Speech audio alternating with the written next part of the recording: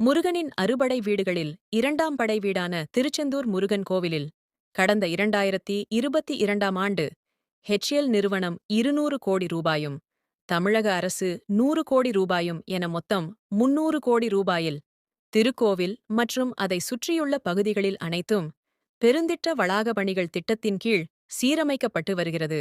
இந்த திட்டத்தின் கீழ் திருச்செந்தூர் முருகன் கோவில் அருகே உள்ள வள்ளிக்குகையும் புதுப்பிக்கப்பட்டு வந்தது. தற்போது இந்த பணிகள் நிறைவு பெற்று பக்தர்கள் தரிசனத்திற்காக அனுமதிக்கப்படுகின்றனர்.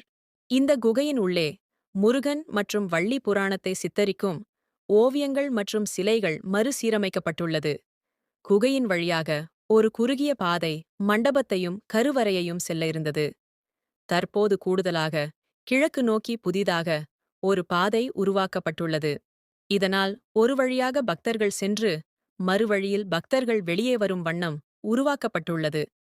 திருச்செந்தூர் முருகன் கோயிலுக்கு தெற்கு நோக்கியவாறு கோயிலின் பிரதான வாயில் உள்ளது. மேலும் வள்ளிக்குகையின் தரைத்தள பகுதியில் உள்ள கற்கள் அனைத்தும் புதுப்பிக்கப்பட்டுள்ளது. அதேபோல் வள்ளிக்குகைக்குள் இருந்த சிற்பங்கள் அனைத்தும் வர்ணம் பூசப்பட்டுள்ளது. மேலும் குகை முன்புறம் இருந்த சிற்பங்கள் பல வண்ணங்கள் பூசப்பட்டு ஜொலிக்கிறது.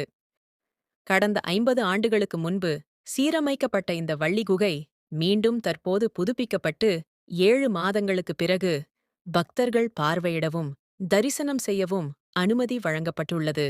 தற்போது வருகை தரும் பக்தர்கள் வள்ளியை குகையில் தரிசனம் செய்துவிட்டு குகை முன்பு குழந்தை பாக்கியம் வேண்டி தொட்டில் கட்டி வழிபாடு செய்கின்றனர். மேலும் இளம் பெண்கள் திருமணமாவதற்கு மஞ்சள் கயிறு கட்டி வேண்டி வருகின்றனர்.